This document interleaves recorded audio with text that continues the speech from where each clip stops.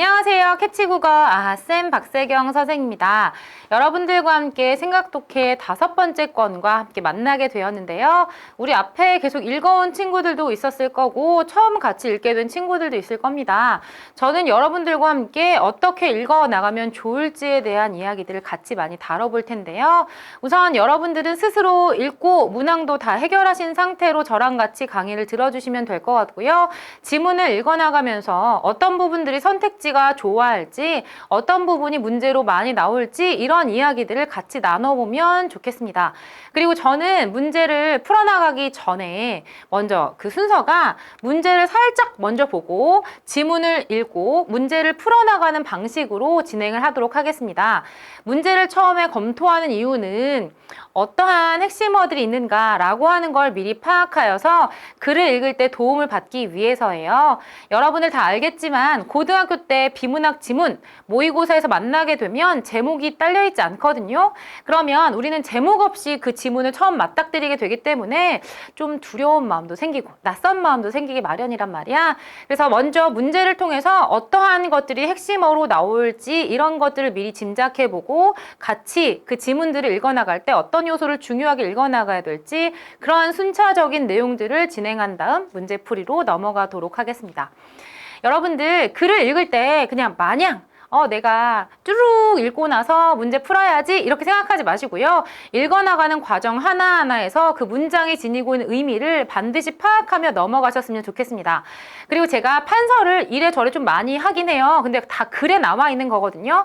근데 왜 판서하냐? 이런 부분들, 이런 문장들이 중요하기 때문에 정리 차원에서 판서를 합니다. 근데 여러분들은 다 따라 쓸 필요 없어. 내가 판서를 하는 이유는 앞서 말씀드린 것처럼 내용을 정리하면서 이런 내용을 학습하고 있어 라는 걸 여러분께 보여드리려고 하는 거고요. 또한 이러한 문장 중요해 라고 하는 걸 보여드리기 위해 판서하는 것이기 때문에 여러분들은 이런 내용이 전개되고 있는 거, 이런 부분이 중요했던 거 라고 하는 걸 파악만 하시면서 같이 보시면 될 것 같고요. 우리가 중요한 건 여러분들 같이 그 글을 읽어나갈 때 내가 중요했다 라고 생각했었던 문장을 선생님도 중요하게 꼽고 있는가 라고 하는 것도 중요할 것 같아요. 그래서 여러분들 읽을 때 그냥 빈 지문 형태로 읽지 마시고 밑줄도 긋고 중요 핵심어인 동그라미도 쳐 가시면서 읽어나가시면 보탬이 되지 않을까라는 생각이 듭니다. 그러한 내용들이 제가 정리한 내용과 맞딱 떨어지게 된다면 글을 잘 읽었구나 라고 이해해 주시면 좋을 것 같아요. 자, 그렇다면 우리 같이 10페이지에 나와 있는 지문 같이 보도록 할게요. 먼저 예고한 대로 문제를 검토해 보도록 하겠습니다. 0번 문제를 보니까요. 이 글에서 얻은 정보를 바탕으로 기사문을 쓰려고 한대. 표제와 부제로 가장 적절한 것을 묻고 있고요. 여러분들 표제, 부제를 물어보거나 제목을 물어보거나 중심 내용을 물어보고 있는 문제의 경우는 선택지를 반드시 점검하고 가시면 좋습니다. 왜냐하면 반복되는 표현들이 이 글에 나와 있을 핵심어일 확률이 높아지기 때문에 지금 선택지들을 보니까요. 반복되는 말이 있어요. 수화라고 하는 게 또 음성 언어라고 하는 게 반복되고 있고요. 그리고 수지신호, 비수지신호라고 하는 것도 나와 있어요. 이 글은 수화와 음성 언어에 대한 글일 것 같아. 특별히 수지신호, 비수지신호라고 하는 익숙지 않은 개념어들을 우리에게 풀어내면서 설명해 주는 글이겠구나 라고 이해해 주시면 될 것 같습니다. 그 정도로만 살포시 보는 것이지 하나하나 막 자세하게 볼 필요는 없어요. 1번에 이 글을 읽고 답할 수 있는 질문이 아닌 것을 묻고 있고요. 여러분들 이런 문제 되게 좋아. 왜? 문단별 중심 내용을 정리해 놓은 문제라든가 이렇게 답할 수 있는 질문을 물어보는 문제의 경우 아닌 거 하나를 골라내는 문제로 나온다면 나머지 4개는 글 속에 다 제시가 되어 있을 정보라는 걸 알려주는 힌트입니다. 나머지 1개는 아니긴 하겠지만 그래도 4개나 얻어낼 수 있기 때문에 저는 읽고 넘어가는 편이에요. 1번에 수지신호와 비수지신호가 무엇인지 우리 수지신호, 비수지신호라고 한 개념이 나올 것이라고 예측했는데 맞나 봐요. 자, 2번째, 수화에서 어순과 맥락이 중요한 이유. 그리고 3번째, 수화에서 비수지신호가 중요한 이유. 그러니까 이 수화라고 하는 것에 대해 조금 더 깊이 다루겠구나. 음성 언어는 아마 수화에 대한 특성을 설명하기 위해 대조시키고 견주기 위해 가지고 온 대상일 것 같아 라는 생각이 저는 들었거든요. 4번에 수화를 일반적인 음성 언어 상황에 활용하는 방법에 대해서, 또 5번에 수화의 비수지 신호와 음성 언어의 비언어적 요소는 어떤 차이가 있는지라고 제시가 되어 있습니다. 그러면 지금 나와 있는 5번 선택지가 적절한 설명이라고 한다면 수화의 비수지 신호와 음성 언어의 비언어적 요소라고 하는 것은 비슷한 점도 있지만 차이점도 있기 때문에 이런 부분들을 가려가면서 읽어야 되겠구나 라고 하는 방향이 생길 거예요. 그래서 중요한 건 글을 어떻게 읽어나가야 될까라는 방향을 찾는 게 진짜 중요하거든요. 그 지점들을 생각하면서 0번에서 1번 문제 같이 정리를 해보자면 이 글은 수화에 대해 설명하려고 하는 글 같아. 특히나 수지신호, 비수지신호라는 개념을 활용해 가면서. 그런데 이 비수지신호라고 하는 게 음성 언어의 비언어적인 요소와 좀 비슷한 점도 차이점도 있는 것 같구나라고 하는 그 흐름을 좀 생각해 주시면 좋을 것 같아요. 이번에 수화에 대한 설명으로 적절하지 않은 거 하나를 물어보는 것이고요. 얘도 자세하게 읽을 필요는 없고 그냥 눈으로 훑어가시면서 중요한 용어들이 어떤 것이 쓰였지라는 것을 읽어보시면 좋을 것 같습니다. 시각을 통해 이해되는 체계야. 문법적 관계를 나타내는 요소가 중요해. 전달하고자 하는 바보다 축약이 되어 있어. 비수지 신호, 수지 신호 활용을 해. 또 어순이 변화함에 따라서 문장 성분이 달라지기도 하는 것이구나 라고 해서 우리가 아직 알지 못하는 미지의 정보들이기 때문에 구체적인 이해는 전혀 할 수 없을 거야. 하지만 앞에 말한 것처럼 용어들만 익숙해진다면 이것도 굉장히 큰 수확입니다. 자, 3번에 이 글을 바탕으로 보기를 이해할 때 라고 나와 있고 사례 적용 문제의 경우는 선택지를 미리 읽어보는 것도 크게 의미가 없기 때문에 넘어갈 거고요. 4번은 어휘 문제이기 때문에 넘어오도록 하겠습니다. 그래서 여러분들 조금 개념이 잡힐 거야. 우리가 표제, 부제, 제목 같은 문제의 경우는 미리 읽어두어 핵심어가 무엇인지 파악을 해보자. 그리고 좀 구체적인 정보를 나열하고 있는 1번, 2번과 같은 문제의 경우에는 정보들을 하나하나 세세히 읽어볼 필요는 없겠지만 결국은 나올 용어들이 먼저 제시가 되어 있기 때문에 눈으로 훑어나가면서 어떤 용어들이 나올지라는 것들을 확인해 보신다면 지문을 이해할 때, 지문을 읽어나갈 때 굉장히 도움을 받을 수 있을 것이다 라고 생각해 보시면 좋을 것 같아요. 자, 그런 지점을 머리에 담으시고 우리는 지문 읽어보도록 하겠습니다. 첫 번째 문단이네요. 수화는 해서 수화. 얘는 우리가 이미 핵심어라고 찾았었던 아이잖아. 수화. 청각 장애가 있는 사람들이 손과 손가락의 모양, 손바닥의 방향, 손의 위치, 손의 움직임을 달리하여 의미를 전달하는 언어이다 라고 하여서 지금 얘는 주로 손의 모양과 위치와 움직임을 통하여서 시각적으로 전달하는 언어겠구나 라고 한 개념이 머릿속에 그려지네요. 여러분들 개념을 다루고 있는 뜻을 풀이하는 정의 부분의 경우에도 선택지가 좀 좋아하더라고. 정의가 나와 있는 부분은 명확하게 개념을 이해하셔야 우리가 뒤에 내용을 연결하여서 지문을 술술 읽어나갈 때 보탬을 받을 수 있을 겁니다. 자, 우리가 일반적으로 사용하는 음성 언어는 음성으로 표현된 후 청각으로 이해되는 체계인 반면 해서 여러분들 반면 같은 거 표지라고 하는 거야. 표지라는 건 표지판이잖아. 앞으로 어떻게 내용이 전개될지를 짐작하게 해주는 거지. 자, 반면이 나왔다는 건 대조될 것이란 뜻이에요. 지금 여기 나와 있는 첫 번째 뭐? 우리가 일반적으로 사용하는 무엇? 음성 언어.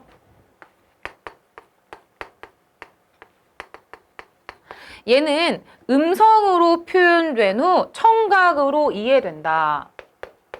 음성으로 표현되어서 청각으로 이해되는 특징이 있구나. 대조되는 대상의 경우에는 각각의 대상의 공통점, 차이점 너무나 중요할 겁니다.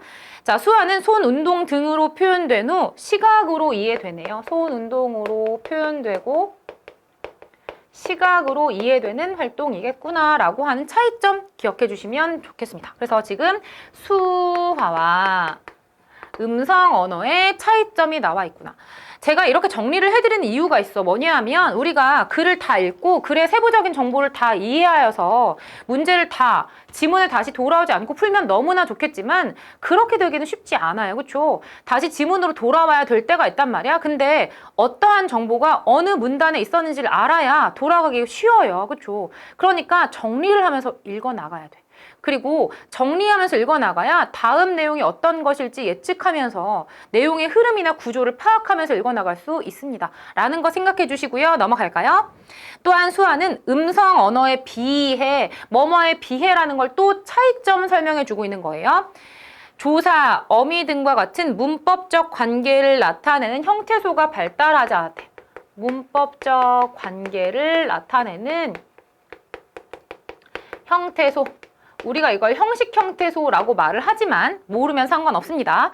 이런 것들이 발달되지 않아서 주로 어순이나 수화의 맥락 이런 것으로 의미를 파악할 수 있고 문장의 성분이 결정되더라.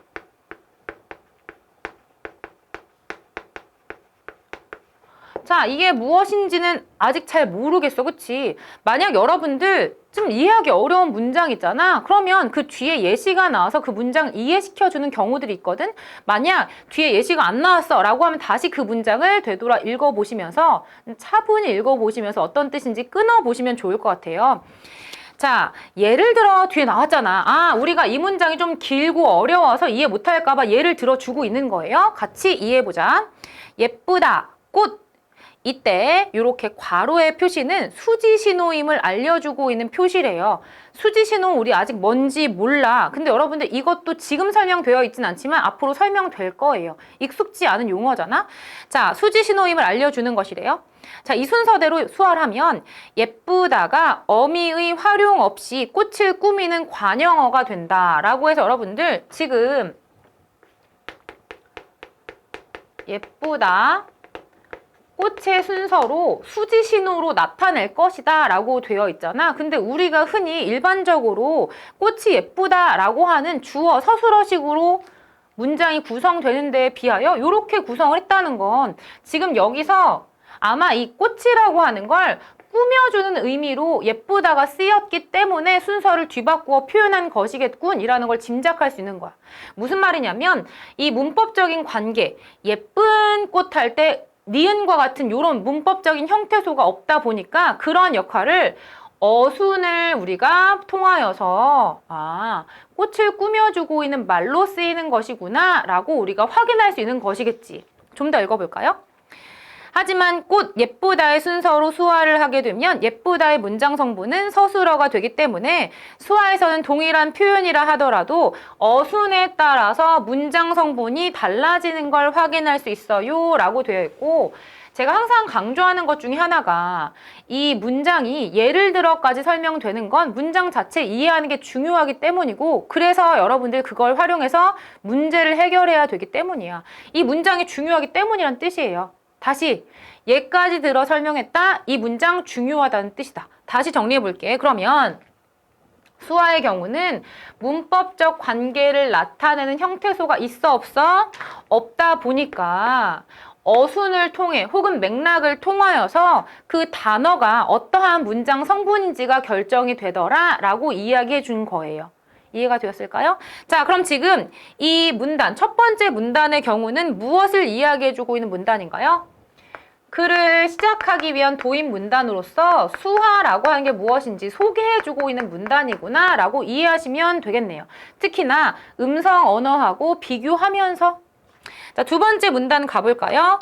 수화는 손을 사용하는 수지신호 해서 여러분들 지금 나와 있잖아. 수지신호라고 하는 게 바로 손을 사용하는 것이구나. 자, 그리고 그 이외에 얼굴, 눈썹의 움직임, 입모양 등을 사용하는 비수지신호를 사용하여서 의미를 전달하게 된다. 그럼 지금 얘는 손을 사용하는 신호겠고 이것은 손 이외의 것들을 통해 의미를 전달하는 신호가 되겠네요. 차이를 확인해야 되겠지? 이때 비수지 신호는 수지 신호와 함께 자연스럽게 나타나는데 일반적인 음성 언어 상황에서 사용되는 비언어적 요소와 유사한 측면이 있다. 공통점, 차이점 주목하여 읽어나가야 되는 요소가 여기 남아있네요. 뭐? 음성 언어의 비언어적 요소. 이것과 유사하다고 했었잖아요. 좀 더 읽어볼까요? 그러나 비언어적 요소는 의사소통 상황에서 발화자, 말을 하는 사람의 감정을 강조하는 보조적 역할만을, 뭐뭐만을이라고 여러분들 한정 짓잖아. 한정 짓는 부분 되게 중요해. 선택지가 좋아하거든. 자, 비언어적 요소는 보조적 역할만 한대. 감정을 강조한 역할.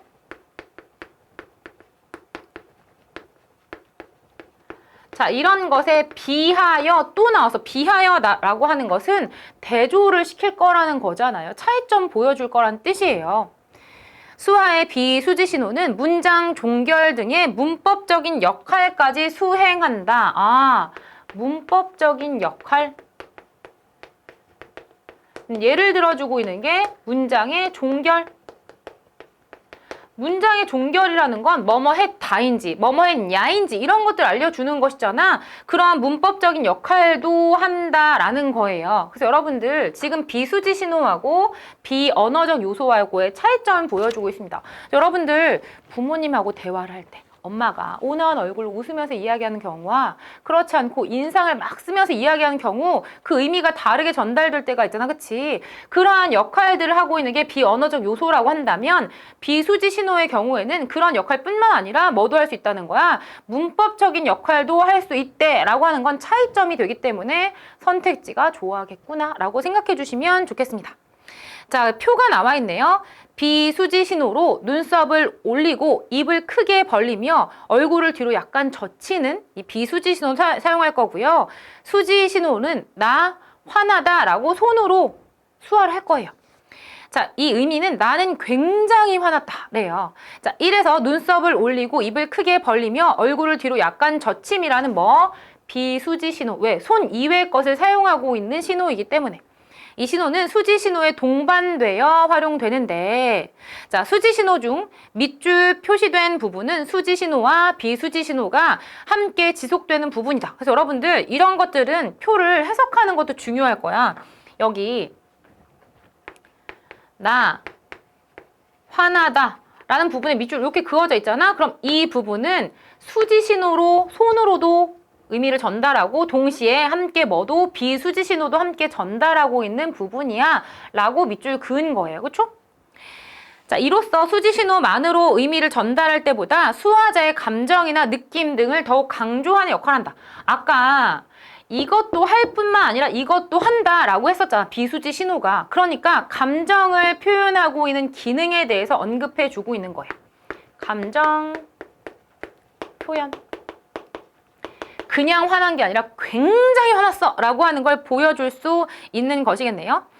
자, 이럴 경우 1의 비수지 신호는 음성 언어의 비언어적 요소와 유사한 기능을 할 거야. 왜? 우리 아까 감정을 강조하는 게 뭐였지? 음성 언어의 비언어적 요소의 역할이었고 이 감정 강조, 감정을 표현하고 있는 이 부분도 비수지 신호의 역할이기 때문에 이러한 측면에선 유사하다라고 볼 수 있을 거예요. 하지만 다른 지점은 이거였잖아. 그쵸? 좀 더 읽어봐야 되겠네요. 우선 두 번째 문단은 무엇에 대해서 이야기하고 있나요? 수화는 수지 신호와 비수지 신호를 함께 활용한다라는 거 아니야? 내용을 펼쳐나가는 전개 부분으로서 수화가 수지 신호와 비수지 신호를 함께 활용하여 의미를 전달해 라고 하는 걸 또 음성 언어의 비언어적 요소를 가지고 같이 설명해 주고 있었습니다. 자, 세 번째 문단으로 가볼게요. 제가 지금 표 부분 아래까지 읽었는데 그 부분까지가 원래 세 번째 문단에 해당할 텐데 지금 네 번째 문단이 되겠네요. 죄송해요. 또 다른 표가 나와 있고 그 아래 있는 문단까지가 우리가 또 네 번째 문단을 읽어야 될 것 같습니다. 2-1과 2-2가 나와 있는데요. 비수지 신호로 눈썹을 올리고 입을 벌리며 고개를 앞으로 내미는 이런 행동을 할 거래. 그러면서 이해되다 라고 하는 부분에 비읍니까? 라고 하는 이해됩니까? 라는 의미를 전달하려고 하는 부분이 우선 표로 제시가 되어 있고요. 또 2-2의 경우는 눈썹을 올리고 입을 벌리며 고개를 앞으로 내미는 아까 나왔었던 비수지 신호 그대로 활용하고 있고요. 이해라고 하는 부분 수화를 할 거래. 자, 그러면서 이해가 됩니까? 라고 전달할 수 있을 거예요. 라고 나와 있고요. 표 자체에 대해서 지금 해석해 줄 테니까 네 번째 문단 보도록 하겠습니다. 자, 일반적으로 국어에서는 의문형 종결 어미가 서술어의 어간에 결합하여서 의문문이 된다 해서 지금 우리가 이 의문문을 만드는 것은 어떻게 만들어? 어간 플러스 의문형 어미.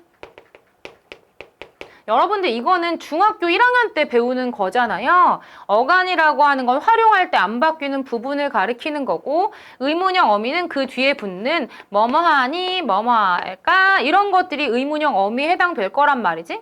그래서 이 어간 뒤에 이런 게 함께 붙어가지고 의문문을 구현하는 게 우리의 일반적인 의문문 형성 방법입니다.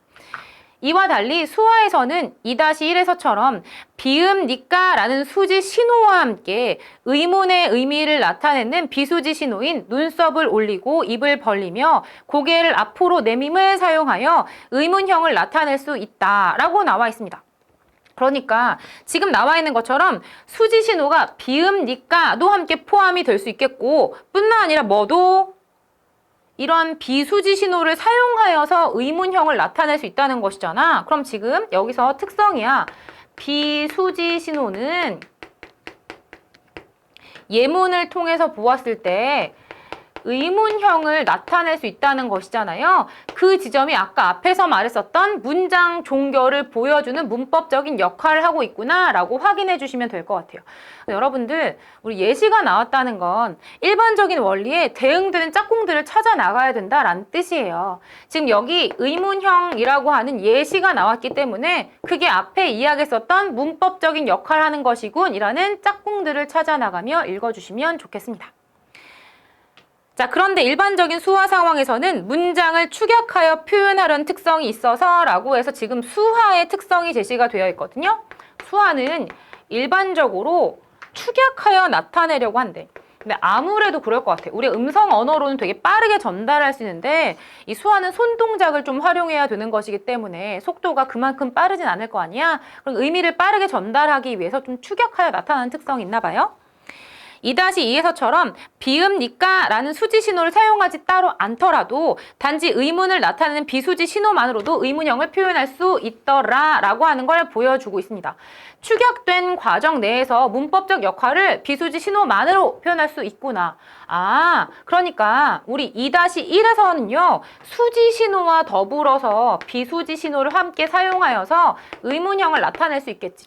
수지 신호로도 의문형을 나타내면서 비수지 신호로도 의문형을 나타낼 수 있을 텐데 축약되는 수화의 특성을 활용해 본다면 지금 본 것처럼 비수지 신호만으로도 의문형을 나타낼 수 있어요 라고 하는 걸 2-2의 예를 통해서 보여주고 있는 것이구나 라고 생각해 주시면 좋겠습니다. 자, 그럼 지금 여기에는 이 네 번째 문단도 아까 봤었던 세 번째 문단, 표를 해석하고 있는 세 번째 문단과 마찬가지로 이런 비수지 언어를 활용하고 있는 비수지 신호를 활용하고 있는 얘들이 함께 제시가 되어 있구나 라고 생각해 주시면 될 것 같아요. 자, 5번째 문단 가기 전에 세 번째 표가 나와 있네요. 3번 표입니다. 비수지 신호, 눈썹을 올리고 입을 크게 벌릴 것이고요. 수지 신호, 빨리빨리, 결정이라고 하는 부분을 보여줄 거예요. 자, 특히나 밑줄 그어진 부분은 비수지 신호와 수지 신호를 함께 나타내는 구간일 겁니다. 3에서 눈썹을 올리고 입을 크게 벌림과 같은 비수지 신호를 통해 수화의 명령문을 나타낼 수 있을 텐데요. 이는 일반적으로 3에서와 같이 문장 끝에 있는 수지 신호와 함께 나타나는데 특히 강하게 명령할 때에는 비수지 신호를 문장의 첫 부분에 있는 수지 신호에서부터 지속적으로 강하게 표현하는 방식을 사용하더라 라고 되어 있습니다. 자, 여러분들 지금 다시 한번 읽어볼게. 수지 신호와 함께 비수지 신호를 사용하여 명령문을 나타낼 수 있다. 강하게 명령할 때에는 첫 부분에 있는 수지 신호부터 같이 그걸 표현하게 되면 강한 명령이 될 수 있겠구나라는 걸 3번의 표를 통해 보여주고 있습니다. 자, 그러면 여러분들 지금 이 3번의 표도 결국 이거 아니야? 의문형이거나 명령형이거나의 차이일 뿐이지. 결국은 비수지 신호를 사용하여서 문법적 역할, 문장의 종결을 나타낼 수 있더라라는 걸 보여주려고 하는 부분인 것 같고요. 그리고 이 명령을 더 강하게 나타내기 위해서는 수지 신호가 시작하는 처음부터 이렇게 나타내게 되면 명령의 의미를 강하게 전달할 수 있어 라는 걸 보여주고 있습니다. 그럼 지금 여기 있는 3, 4, 5 문단의 경우는 결국은 똑같이 표들을 보여주면서 여기 이 수지 신호 말고 비수지 신호가 어떤 식으로 활용될 수 있니? 3번의 경우는 뭘 보여줬던 거? 감정을 강조하는 그런 기능을 했었고 2번 표에선 어떤 거? 2번 표의 4문단의 경우에는 의문형을 나타내기 위한 비수지 신호 5번째 문단의 경우는 명령형을 나타내기 위한 비수지 신호를 이야기해주고 있는 것이구나. 비수지 신호의 활용을 이야기해주고 있었습니다. 자, 6번째 문단을 가볼까요? 이렇듯 수화는 수지 신호와 비수지 신호를 함께 활용하여 의미를 전달하는 의사소통 방식이자 시각적 신호와 의미의 대응 관계를 바탕으로 이루어지는 언어 체계이다 라고 나와 있습니다. 그래서 여러분들 지금 수화가 무엇인지를 다시 한번 정리를 해주고 있는 것이잖아. 앞에 다 이야기한 내용을 요약해주고 있는 문단이기 때문에 마무리되는 문단이구나 라고 예측해 보시면 되겠습니다. 그래서 음성 언어를 통한 의사소통에 어려움을 겪고 있는 청각 장애인들은 시각 언어인 수화라는 그들만의 언어 체계를 통하여 의사소통을 하고 있다. 즉 수화는 다른 언어와 마찬가지로 분명한 언어 체계를 가지고 있고 그 언어 체계를 통해서 무엇이든지 배우고 접근하고 소통할 수 있다라고 하면서 수화가 어떠한 언어인지를 다시 한번 정리해주고 있는 문단이었습니다. 따로 쓸 건 없을 것 같고요. 여러분들 밑줄을 그으셔야 했다면 우리 첫 번째 이렇듯이라고 했었던 부분은 앞에 있는 내용 요약해주고 있었던 문장이니까 중요한 것이고 마지막 부분의 경우는 수화 언어가 갖고 있는 의미에 대해 밝혀주고 있기 때문에 중요한 문장이구나 라고 보시면 될 것 같습니다. 지금 읽은 글이 크게 어렵진 않았지만 우리 선택지에 나올 만한 요소, 문제가 좋아할 만한 요소들을 생각해 보니까 특히나 이 글은 비수지 신호에 대해서 강조해 전달해주고 있었던 부분이 많기 때문에 비수지 신호의 기능에 대해서 제대로 이해했는가 라고 하는 걸 파악하는 게 중요할 것 같습니다. 3, 4, 5 문단이 주로 그 내용으로 꾸려져 있었기 때문이에요. 그리고 비언어적 요소와 비수지 신호가 차이점이 발생하고 있었기 때문에 그 부분을 가지고 물어볼 수 있겠구나 혹은 음성 언어와 수화 자체를 가지고 차이점이 제시가 되어 있었으니까 그런 부분을 가지고 문항이 꾸려질 수 있겠어 라고 예측해 주시면 좋을 것 같아요. 우리가 이런 예측이 왜 필요하냐? 결국 지문 읽을 때 내가 어떤 부분을 조금 더 깊이 기억하는가의 차이거든요. 그래서 여러분들이 지문을 읽을 때 이런 요소가 좀 중요하게 문제에서 많이 다뤄지는구나 라고 알고 읽으면 그 부분이 머리에 남아서 나중에 활용하기 더 쉬울 겁니다. 자, 0번 볼까요? 이 글에서 얻은 정보를 바탕으로 기사문을 쓰려고 할 때 표제와 부제로 적절한 것을 찾아보자 라고 되어 있습니다. 수화와 음성 언어의 비교와 대조 이거 첫 번째 문단에 살짝 나와 있었을 뿐이고요. 각 문법 요소들의 공통점 차이점을 가지고 비교 대조하고 있진 않았습니다. 음성 언어와 구별되는 수화의 특징, 수지 신호와 비수지 신호를 어떻게 활용하는지를 가지고 네, 맞아요. 답은 2번. 자, 현행 수화 방식이 문제가 있다? 아니요. 4번 청각 장애인의 의사소통 방법인 수화를 설명한 건 맞습니다만 청각 장애인이 의사소통에서 곤란을 겪고 있는 사례는 나와 있지 않았고요. 수화를 활용한 의사소통의 원리라고 볼 수 있겠지. 하지만 수지 신호가 비수지 신호에 비해 많이 사용되고 있다라고 하진 않았어요. 자, 여러분들 문제 풀 때 중요한 부분이 있어. 뭐냐 하면 어떠한 요소 때문에 적절하지 않은가를 찾아보는 거예요. 우리가 흔히 직관적으로 푸는 친구들은 읽고 2번, 읽고 3번 이렇게 타는 친구들 되게 많아요. 근데 그게 일정 지문 내엔 통할진 모르겠지만 지문의 길이가 길어지고 어려워지면 그게 통하지 않아. 그때 되어서 방법을 바꾸려고 하면 늦거든요. 정확하게 글 속의 근거를 생각하시면서 아닌 부분을 명확하게 찾아서 체크해 보시고 뒤에 나와 있는 정답 해설지를 같이 확인해 보시면서 적절하지 않은 부분이 이게 맞았는지 점검해 보시면 좋습니다. 그렇게 하면 조금씩 명확하게 푸는 연습이 될 거예요. 자, 1번입니다. 이 글을 읽고 답할 수 있는 질문이 아닌 거 찾아보자. 첫 번째, 수지 신호와 비수지 신호 무엇인지는 두 번째 문단에서 손을 사용하는 신호가 수지 신호였고요. 얼굴 표정, 눈썹의 움직임 이런 걸 사용하는 게 바로 비수지 신호였습니다. 이번에 수화에서 어순과 맥락이 중요한 이유 설명했어요. 그치? 예쁘다, 꽃이라고 하였을 때도 어때요? 우리 꽃이 예쁘다, 꽃 예쁘다 라고 표현했었던 말과 다르게 예쁜 꽃으로 예쁘다, 꽃은 해석할 수 있을 거야. 왜? 어순이 바뀌어져 있으니까요 라고 하는 걸 첫 번째 문단에서 설명했었습니다. 3번에서 수화에서 비수지 신호가 중요한 이유는 감정을 강조할 뿐만 아니라 문법적인 역할, 종결 표현을 나타내기도 하기 때문 아닌가요? 이건 3, 4, 5 문단을 통해서 소개가 되었습니다. 4번 죄송합니다. 수화를 일반적인 음성 언어 상황에 활용하는 방법은 나와 있지 않았죠? 답은 4번. 5번 수화의 비수지적 신호와 음성 언어의 비언어적 요소는 어떤 차이가 있나요? 라고 했을 때 공통점은 감정을 강조할 수 있다라고 한 지점이었고 비수지 신호만이 문장 종결을 나타낼 수 있어요 라는 차이점이 제시가 되어 있었기 때문에 5번은 적절한 설명이 될 수 있겠네요. 여러분들 지금 보시는 것처럼 차이점에 대한 정보, 그리고 여기 이유에 대한 정보 되게 좋아해. 이런 부분들은 좀 체크하면서 넘어가셔야 될 것 같습니다. 그래야 다음 지문을 읽을 때 적용해 볼 수 있거든요. 자, 수화에 대한 설명으로 적절하지 않은 걸 물었습니다. 첫 번째, 손, 운동 등으로 표현된 것을 시각을 통해 이해하는 체계이다 라고 하는 게 어디 나와 있었죠? 바로 첫 번째 문단에 음성 언어와 비교한 부분에 제시가 되어 있었습니다. 2번, 음성 언어보다 문법적 관계를 나타내는 요소가 더욱 발달했나요? 아니요. 음성 언어에 비하여 문법적 요소를 나타내는 형태소가 적게 있기 때문에 어순과 맥락으로 이해해야 한다라는 정보를 첫 번째 문단에서 보고 왔습니다. 답은 2번이에요. 전달하고자 하는 문장을 원래 형태보다 축약하여 표현하는 특성이 있다라는 건 다섯 번째 문단에서 확인하고 왔었죠. 4번에 의사소통 시 수지신호와 비수지신호를 활용하여서 의미를 전달할 수 있다. 해서 수지신호, 손을 사용한 신호고 비수지신호는 그 위에 다른 신체를 활용하고 있는 신호였죠. 5번, 동일한 단어라도 어순이 변함에 따라서 문장 성분이 달라지는 경우가 존재해요. 네, 우리가 첫 번째 문단에서 보고 왔었습니다. 여러분들, 우리 첫 번째 문단에서 예를 들어 가며 설명했었던 그 부분이 이렇게 5번 선택지에 꾸려지고 있는 거 확인해 보실 수 있을 것 같네요. 답은 2번 찾아주시면 되겠습니다. 자, 이 글을 바탕으로 보기를 이해할 때 가장 적절한 것을 묻고 있습니다.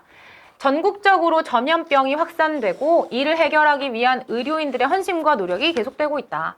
이러한 의료계 사람들에게 감사한 마음을 표현하기 위해 덕분에 챌린지가 유행하고 있다. 그림은 덕분입니다를 의미하는 수화로 오른쪽 엄지손가락을 세워 왼쪽 손바닥 위에 올리고 가슴 위치에 대고 있는 건 아마 수지 신호겠죠? 환한 미소를 짓는 것은 비수지 신호일 겁니다. 여러분들 사례 적용하는 문제의 경우에는요, 글과 대응되는 요소가 있다면 반드시 미리 체크를 해봐야 되는 거야. 그치? 얘는 수지 신호, 얘는 비수지 신호. 왜? 그래야 선택지 확인할 때 조금 더 쉽게 읽어낼 수 있거든요. 첫 번째, 기억은 덕분입니다를 뜻하는 수화의 비수지 신호, 아니 수지 신호라고. 2번, 기억은 니은과 달리 덕분입니다를 표현하기 위한 보조적 역할을 담당하나요? 아니요. 기억은 의미를 전달하는 역할을 하고 있는 수지 신호였잖아요. 3번, 기억의 손가락 모양을 다르게 해도 덕분입니다라는 의미가 전달될까요? 아니요. 손의 움직임이나 위치 이런 걸로 의미를 전달하는 게 수화라고 첫 번째 문단에 소개가 되고 있었기 때문에 지금 얘는 적절하지 않지. 손 위치, 움직임 달라지면 다른 의미 전달되겠죠. 4번에 기억과 니은을 함께 사용하게 되면 덕분입니다를 표현하는 수화자의 감정까지 왜? 비수지 신호의 효과 어떤 거야? 감정을 강조하여 표현할 수 있어요 라는 거였었잖아요. 따라서 답은 몇 번? 4번. 니은은 기억을 제외하더라도 덕분입니다를 표현할 수 있으므로 아니요. 기억이 그 의미를 전달할 수 있는 장치. 니은의 경우는 뭐 하는 거야? 감정을 강조하거나 종결 표현을 나타낼 수 있어요. 라고 했기 때문에 5번도 적절하지 않은 설명입니다. 그래서 여러분들 수지 신호, 비수지 신호 이렇게 종류를 나눴잖아. 어떤 구성 요소를 나눴잖아요. 그럼 이런 부분들은 각각 개별적인 특성과 차이점 위주로 문제가 꾸려질 수밖에 없다라고 기억해 주시면 좋을 것 같습니다. 자, 4번에 죄송합니다. 사전적 의미를 묻고 있는 문제가 나와 있고요. 우리 이 사전적 의미의 경우는 많은 친구들이 어려워하는 문항 중에 하나야. 왜냐하면 정확하게 사전의 의미를 우리가 외우진 않기 때문에. 하지만 문맥적으로 추론해 보시면 충분히 하실 수 있지 않을까라는 생각이 듭니다. 우선 A 부분을 보니까 장애라고 하는 말이 나와 있네요. 장애는 신체 기관이 제 기능 못하는 그치? 상태. 2번 나오는 B는 체계입니다. 체계는 뭔가 조직된 짜임이 발생할 때 체계라는 말을 쓸 수 있잖아요. 그래서 짜임새 있게 조직된 통일된 전체. 3번의 C 부분의 측면이라고 하는 것. 한쪽의 모습을 가리키는 것이기 때문에 현상의 한 부분을 나타내고 있습니다. 4번의 동반이라고 하는 게요. 맞지 아니하고 서로 어긋나는 건가요? 아니요. 어떤 사물 현상이 함께 생기는 걸 동반이라고 이야기합니다. 이 어긋난다라고 하는 말은 아예 말이 맞지 않죠. 요건 우리가 단어 하나 알아둘까? 뭐? 상충이라고 하는 단어의 뜻이에요. 상충은 서로 맞지 아니하다, 서로 어긋나다라는 의미를 지니고 있는 단어이고 여러분들이 나중에 많이 활용할 만한 단어이기 때문에 기억해 두는 걸로 할게요. 답은 4번 찾으시면 되겠고요. 5번에 바탕이라는 건 그 근본을 이루고 있는 것을 나타내는 게 맞기 때문에 답은 4번 그대로 고정해 두도록 하겠습니다. 어휘 문제의 경우에는요. 내가 모르는 어휘가 발생했다. 사전적 의미를 봐도 뭔지 잘 모르겠어. 이런 아이들은 묶어서 우선 그 예문들을 확인해 보세요. 그 모바일을 통해서 여러분들 사전 찾아보시면 사전을 통해서 각각 그 단어가 어떻게 활용되는지 예문이 나와 있거든. 예문 몇 개를 쭈르륵 읽어보면 그 단어의 뜻이 무엇일지 대략 감이 잡힐 거예요. 그 뜻을 가지고 한번 짧은 글짓기를 지어본다면 많은 도움을 받을 수 있지 않을까라는 생각이 듭니다. 자, 첫 번째 시간이었는데요. 우리 글을 읽어나가면서 그냥 문장들을 흘려내보내지 말자. 각 개별적인 문장은 다 갖고 있는 의미들이 존재할 것이다 라는 생각을 가지시면서 우리 지문 앞으로 재미있게 읽어보도록 하겠습니다. 오늘도 열심히 공부한 우리 친구들 모두 수고하셨습니다. 감사합니다.